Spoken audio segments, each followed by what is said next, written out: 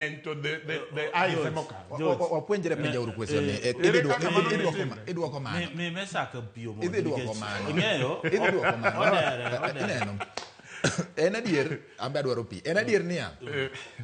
Ni sami go ombulu. To joma ng'eny ema kawo loch. En adier koso miriambo. Mano gimiluongo ni pedestrian argument. No. Pedestrian.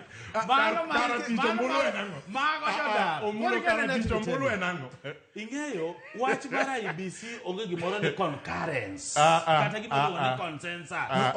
Constitution en gimoya ogola yanga ni ng'ama golo report mar president and chairman of IEBC.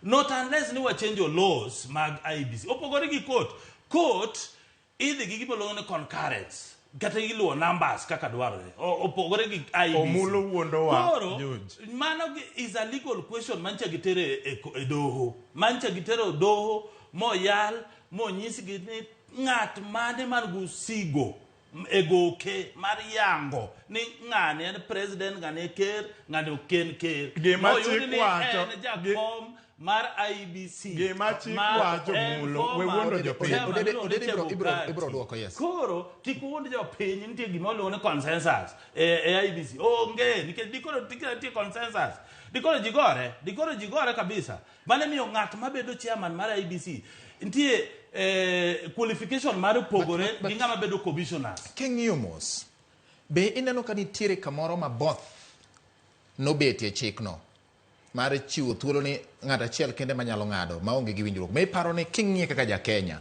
ma ok ing'iye kaka ng'ama nitie sirikal kata ng'ama siro sirikal makro in ja Kenya inoko ka chande idhi ombulu to gima kama otimore ineno ka chik marwa nodwa bedo gi bothe momiyo samoro kanad ko biro gi report manyalo miyo teg kuondgi tinyalo wach ni ma en gima winjo bed ni wariwo lwedo kaka oganda chik nobedo both nobedo kendo both pod nyalo bedo koponi ji oninde klas. Ing'eni ndalo cha ker Uhuru Kenyatta mane ni e telo tiyudo kaka process mano yiero go cherera 4 gin time mano ket gigo kaka commissioners noko luwo due process kaka dwaro. Koro ing'eni nodhi oketo ni nitie joka to gi joka jogi to kwa luwo constitution kaka dwaro ni waketo IEBC commissioners mwabedo gi gimiluongo ni seamless obesha gin wamiyo time giketo jogi dikoro process ncha gisetimo chon gin mancha pod giyware na report koro mane menyiso ni sani gin makoro gin garaka nikech sani gifwenyo ni high court nosegolo ruling